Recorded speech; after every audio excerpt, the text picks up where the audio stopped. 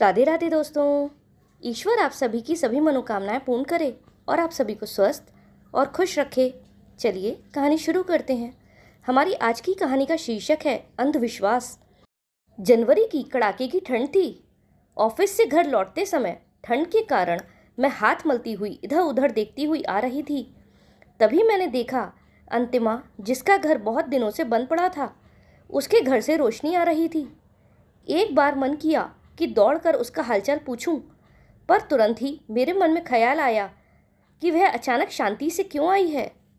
कहीं कोई अनहोनी न घट गई हो। जैसे ही दरवाज़ा खोलकर मैं अंदर घुसी, सासू माँ को सोफे पर बैठे पाया। सासू माँ को देखते ही मैं अपने ऊपर काबू नहीं रख पाई और जल्दी जल्दी बोल उठी, मम्मी जी, आपको पता है अंतिमा लौट आई है। लेकिन कब? तुम्हें कैसे पता लगा? मम्मी जी के हैरानी भरे प्रश्न ने स्पष्ट कर दिया कि उन्हें भी उसके लौट के आने की कोई खबर नहीं है। अभी जब मैं घर आ रही थी ना, तो देखा उसके घर में उजाला हो रहा है। मैंने उत्तर दिया। फिर वह बोली, अच्छा तो जा, जल्दी से उसकी खबर लेकर आ, बड़ी चिंता हो रही है मुझे। फिर सचमुच मुझसे भी रहा नहीं गया। होनी अनहोनी के भंवर में फंसे अपने घबराए हुए मन को लेकर मैं उसके घर की ओर बढ़ गई। मैं उसके घर की तरफ जा तो रही थी, लेकिन तभी सारी पुरानी बातें मेरी आंखों के सामने चलचित्र की भांति घूम उठी। अंतिमा से मेरा परिचय तब से है जब मैं यहाँ नई नवेली ब्याह कर आई थी। वह भी मेरी तरह कॉलोनी के गुप्ता जी की बहू और उनके सुपुत्र राजेश, जो फैक्ट्री में सुपरवाइजर था, की दुल्हन थी। मुझसे कोई 2 महीने पहले ही ब्याह कर आई थी। उसकी सास मधुरिमा जी और मेरी सास की पहले से ही गहरी दोस्ती थी और हमारे परिवारों का आपस में आना जाना था। इसी वजह से मेरी दोस्ती भी अंतिमा से हो गई। उसकी सास मधुरिमा जी को पोते की बहुत ललक थी। उनका बस चलता तो वो तो शादी के साथ ही बच्चा ले आती। इसीलिए वह शादी के तुरंत बाद से अंतिमा के पीछे पड़ी हुई थी बच्चे के लिए। लेकिन धीरे धीरे ऐसे ही 1 साल बीत गया और अंतिमा कंसीव नहीं कर पा रही थी। एक दिन जब उसकी सास हमारे घर आई हुई थी, तब मैंने उनके चरण स्पर्श किए तो वह मुझे दूधो नहाओ पूतो फलो के आशीर्वाद से नवाजना नहीं चूकी। साथ ही उल्हाना देते हुए मेरी सास से बोली, मैं तो अपनी बहू को भी 1 साल से यही दुआ दे रही हूँ, पर लगता है बहन निगोड़ी बांझ है। प्रत्युत्तर में मैंने माँ जी को सांत्वना देते हुए सुना, अरे मधुरिमा, तुम तो नाहक ही ना उम्मीद हो रही हो। अभी तो सिर्फ 1 साल ही हुआ है। अरे थोड़ा मौज मस्ती करने दो उन्हें, समय आने पर सब ठीक हो जाएगा। और देखो, मेरी बहू भी तो तुम्हारी बहू से 2 महीने बाद ही आई है। लेकिन मैं तो परेशान नहीं हूँ कि उसके बच्चा नहीं हो रहा। अरे जब होना होगा तब हो जाएगा। ऐसे ही लगभग 2 साल बीत गए। इस बीच में मैं भी माँ बन गई, पर अंतिमा की गोद सूनी ही रही। एक दिन जब वह मेरे बेटे के नामकरण के अवसर पर आई, तब मौका लगने पर एकांत में मैंने उसे टटोला, तुमने किसी डॉक्टर से अपनी जांच वगैरह करवाई या नहीं? वह परेशान होते हुए बोली, ज्योति, तुम तो जानती हो मेरी सास को डॉक्टरों से ज़्यादा साधु संतों, तांत्रिकों और ओझाओं पर विश्वास है। उसने कहा तो मैं हतप्रभ उसे देखती रह गई कि आज के इस समय में मेडिकल साइंस के युग में कोई कैसे इन सब चीज़ों को छोड़कर ऐसे अंधविश्वासी हो सकता है। फिर तो आए दिन अंतिमा मुझे बताती रहती, आज सासू माँ के साथ फला फला साधु के दर्शन करने जाना है, या अमुक अमुक महात्मा शहर में पधारने वाले हैं, उनके सत्संग में जाना है, आदि आदि। अब इस बात को लगभग 5 वर्ष होने को आए थे। गर्मियों की छुट्टियों में मैं 1 माह के लिए अपने मायके जयपुर गई हुई थी। लौटी तो पता चला कि अंतिमा माँ बनने वाली है। सुनकर बहुत अच्छा लगा। 9 माह के पूर्ण प्रसव काल के पश्चात उसकी झोली सुंदर सलोने बच्चे से भर गई। अनेकानेक प्रयासों के बाद उसे यह संतान नसीब हुई थी। अतः उसने उसका नाम सार्थक रखना चाहा, परंतु सासू माँ का मानना था कि यह सब गुरु महाराज के आशीर्वाद से संभव हुआ है। अतः बच्चे का नाम दिया गया आशीष। हालांकि पहले पहल वह सास के इस तर्क से आहत हो उठी थी, पर फिर मैंने वही उसे समझा बुझाकर शांत करने का प्रयास किया था। वैसे तो सार्थक वास्तव में एकदम सटीक नाम है, परंतु आशीष भी कम सुंदर नाम नहीं है। और फिर नाम में क्या रखा है? आशीष चाहे भगवान का दिया हुआ वरदान हो या किसी महाराज का दिया हुआ आशीर्वाद का फल, तुम्हें क्या फर्क पड़ता है? नहीं नहीं ज्योति, तुम गलत समझ रही हो। ये सच है कि आशीष उन्हीं के प्रताप का फल है। जिस माह हमने उनसे दीक्षा ली थी, उसी माह उनके आशीर्वाद से यह मेरे गर्भ में आ गया। अंतिमा की बातें सुनकर मैं आश्चर्य में पड़ गई कि कैसे इस संयोग मात्र को सास बहू ने इसे अपने गुरु की कृपा समझ लिया था। मधुरिमा आंटी के अंधविश्वासी रंगों में रंगे उसके विचार सुनकर पहली बार मुझे झटका सा लगा। फिर तो यह आम बात हो गई। आशीष का अन्नप्राशन हो या नामकरण, जन्मोत्सव हो या फिर स्कूल में उसके नामांकन का कार्य, सभी कार्यकलापों के लिए शुभ मुहूर्त इनके महाराज जी की सुझाई गई तिथियों के हिसाब से क्रियान्वित होने लगे। मैंने एक आध बार अपनी सास से इस बात का जिक्र किया तो वह कहने लगी, अरे जाने दो बहू, अपनी अपनी सोच है, चाहे गुरु की कृपा रही हो या ईश्वर की इच्छा। अरे यही क्या कम है कि मधुरिमा का घर आंगन बच्चे की किलकारियों से गुंजायमान हो उठा है। समय अपनी गति से चल रहा था। अब तो आशीष स्कूल भी जाने लगा था कि एक दिन शाम को जब मैं ऑफिस से लौटी, तब मेरे बेटे आयुष ने बताया कि स्कूल में प्रार्थना सभा के दौरान आशीष खड़े खड़े गिर पड़ा और फिर उसे बहुत उल्टियाँ हुईं। अतः मैंने मम्मी जी को उसका हालचाल लेकर आने के लिए कहा। मम्मी जी लौटकर आईं तो चिंता मग्न सी दिखीं। पूछने पर उन्होंने बताया कि मधुरिमा बता रही थी कि आशीष को इस तरह की शिकायत 2-4 बार पहले भी हो चुकी है, परंतु बजाय किसी डॉक्टर को दिखाने के वे स्वामी जी के चक्कर में पड़े हैं। दूसरे दिन अंतिमा को समझाने की गरज से मैं ऑफिस से लौटते हुए सीधा उसके घर गई। देखती क्या हूँ कि उनका बड़ा सा हॉल धूप और अगरबत्ती की अनोखी सुगंध से सुशोभित है। हॉल के एक ओर एक बड़े से तख्त पर बिछे बेशकीमती कालीन पर एक मोटे से शरीर वाले महात्मा भगवा वस्त्र धारण किए हुए विराजमान हैं, जो संस्कृत के श्लोकों की स्तुति में विचारमग्न है। मैं असमंजस की स्थिति में उबरने का प्रयास कर ही रही थी कि तभी अंतिमा आई और मुझे एक कोने में ले जाकर स्वामी जी के बारे में बताने लगी। यही हमारे गुरु महाराज जी हैं। आशीष की बीमारी सुनकर महाराज जी घर आकर उसके शीघ्र स्वास्थ्य लाभ के लिए संजीवनी जाप कर रहे हैं। सच में जब से गुरुजी महाराज ने ये जाप शुरू किया है, तब से आशीष अपने आप को काफ़ी अच्छा महसूस कर रहा है। उस पूरे परिवार का उन महाराज जी पर इतना ज़्यादा अंधविश्वास हो गया था कि उनकी किसी की भी करनी पर उन लोगों को यह झूठा आश्वासन मिल रहा था कि आशीष अब सही हो रहा है। लेकिन मुझे हैरानी हो रही थी कि अंतिमा भी अपने बच्चे के गिरते हुए स्वास्थ्य को नहीं देख पा रही थी।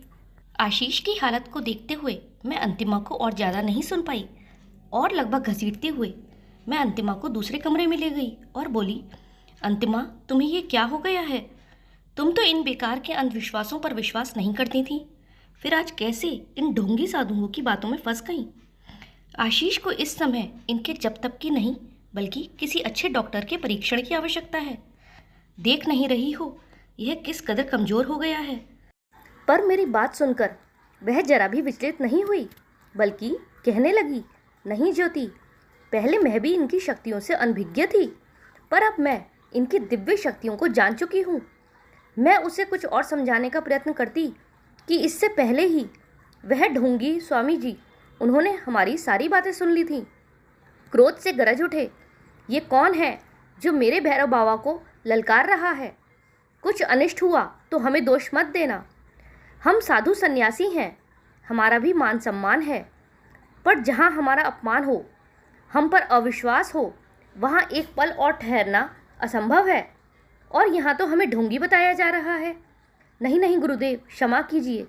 क्षमा याचना से भीगे उसकी सासू माँ के शब्द गूंजे और अगले ही पल उन्होंने स्वामी जी के चरण पकड़ लिए। हमें नहीं पता था कि वो ऐसा अपराध करेगी, वरना मैं उसे आपके सामने आने की इजाज़त कभी नहीं देती। उसी क्षण अंतिमा के बदलते एक्सप्रेशंस व उसकी गुस्से में भरी आंखें देखकर मुझे यह समझने में जरा भी देर नहीं लगी कि स्वामी जी के विरुद्ध बोलकर मैं यहाँ सबकी नज़रों में गुनहगार बन गई हूँ। अतः मैंने बाहर की ओर रुख करने में ही अपनी भलाई समझी। और फिर मेरे घर लौटने के पूर्व ही मधुरिमा आंटी ने मेरी सास को फ़ोन पर हिदायत दे डाली, अपनी बहू को इतनी ढील मत दो आरती, जो मन में आता है बोल देती है।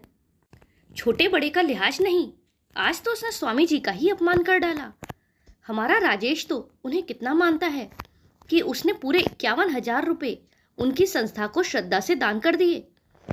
अभी वह न जाने और क्या क्या सुनाती कि मुझे घर में आया देखकर मम्मी जी ने फ़ोन काट दिया और मुझे समझाते हुए बोली, बेटा तुम क्यों इन लोगों से उलझती हो? वो गड्ढे में गिरना चाहते हैं तो उन्हें कौन रोक सकता है? मैं दुखी मन से बोली, मम्मी जी मैं तो आशीष की हालत देखकर आपे में नहीं रह सकी थी। यदि आंटी जी को इतना बुरा लगा है तो मैं उनसे माफ़ी मांग लूँगी। पर बेचारा आशीष, मैं आह भरकर रह गई। धीरे धीरे यूं ही 4-5 माह बीत गए। उस दिन की घटना की कड़वाहट से दोनों परिवारों के बीच एक शीत युद्ध का मौन पसर गया था। पर कॉलोनी के अन्य लोगों से मम्मी जी आशीष की खोज खबर लेती रहती। सुना था कि उसकी हालत दिन पर दिन गिरती जा रही है। स्कूल में भी वह हफ्तों अनुपस्थित रहने लगा है। इधर बच्चों की वार्षिक परीक्षाएं आरंभ हो चुकी थीं। परीक्षा के दौरान एक दिन आशीष चक्कर खाकर सीट से लुढ़क पड़ा, जिससे उसे सिर में गंभीर चोट लग गई। आनन फानन में स्कूल वालों ने उसे शहर के एक बड़े अस्पताल में भर्ती करा दिया। उसी दौरान उसे अनेक परीक्षणों से गुजरना पड़ा। सुनकर मैं भी अपने को रोक नहीं सकी और आशीष से मिलने अस्पताल जा पहुंची। अंतिमा मुझे देखते ही मुझसे लिपटकर रो पड़ी। उसकी सास भी मुझसे नजरें चुरा रही थीं। पूछने पर पता चला कि आशीष को ब्रेन ट्यूमर था, जो घर वालों की लापरवाही की वजह से अधिक जटिल अवस्था में पहुंच गया था। मुझे देखते ही वह फफक फफक कर रो पड़ी और गले से लिपटकर बोली, ज्योति तुमने मुझे समझाने का बहुत प्रयास किया था, पर मेरी ही मति भ्रष्ट हो गई थी, जो मैं उस पाखंडी के चक्कर में फंस गई। अब उससे कुछ कहो तो वह हमें ही गलत साबित कर रहा है कि तुमने ही पूजा करने में कोई कमी छोड़ी, तुम्हारे विश्वास में कोई कमी थी, इसीलिए ऐसा हुआ। उसकी आंखों से अंधविश्वास का पर्दा हट चुका था। 2 दिन पश्चात उसे डॉक्टरों के निर्देशानुसार दिल्ली के एक बड़े अस्पताल ले जाया गया। 12 दिनों तक एडमिट रहने के बाद उसका ब्रेन ट्यूमर का ऑपरेशन हुआ। फिर करीब 10 घंटे बाद उसे होश में आने की खबर अंतिमा ने मुझे फ़ोन पर दी और बोली, ज्योति मुझे ऐसा लगता है कि ईश्वर ने मेरी सुन ली। यही उसका अंतिम संदेश था। जब कुछ दिनों तक कोई खबर नहीं मिली तो उसके देवर के यहाँ फ़ोन किया तो पता चला कि दूसरे ही दिन वह कोमा में चला गया था। तब से सघन चिकित्सा परीक्षण से गुजर रहा है। उसके बाद लाख प्रयत्न करने पर भी कोई खबर नहीं मिल सकी और आज उसका यूं बिना किसी पूर्व सूचना के लौटना मन को परेशान कर रहा है। किसी अनिष्ट की कल्पना मात्र से मैं कांप उठी। घर पहुंची तो उसका मुख्य द्वार भिड़ा हुआ था। उसे धकेलकर मैं अंदर गई तो सामने नजर पड़ी। अंतिमा फटी फटी आंखों से शून्य में ताक रही थी। उसके भाई भाभी ने किसी तरह उसे थाम रखा था। सास भी अपना सिर पकड़कर गमगीन सी फर्श की ओर एकटक निहार रही थी। राजेश भी बुत बने एक कोने में बैठे थे। उन सबके बुझे बुझे चेहरों ने मेरे अनुमानित अनिष्ट की पुष्टि कर दी थी। फिर भी हिम्मत करके मैं अंतिमा के पास गई और उसके पास बैठकर प्यार से उसके सिर पर हाथ फेरा तो मुझे देखते ही वह मेरे गले लगकर रो पड़ी और बोली, मैंने अपने बच्चे को मार डाला। मेरी अपनी बेवकूफ़ी से मेरा बच्चा मरा है। ऐसा कहते कहते वह बेहोश हो गई। जैसे तैसे उसे संभाल कर लिटाया गया। उसके बाद जब मैंने पूछा कि क्या हुआ था, तब अंतिमा की भाभी ने ही बताया कि कोमा में जाने के 5 दिन बाद आशीष को होश आ गया था। उस दिन उसने माँ के हाथों से दलिया भी खाया तो हमारी खोई आस भी लौट आई।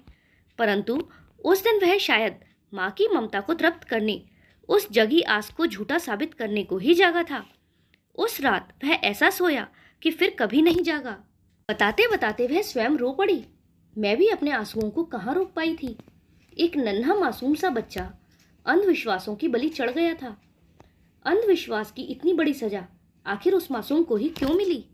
काश इन ढोंगी साधु सन्यासियों के लिए भी कानून में मृत्यु दंड का प्रावधान होता, जो भोले भाले लोगों को अपने झूठे जाल में फांस कर इनके जीवन तक से खेलने से नहीं हिचकिचाते।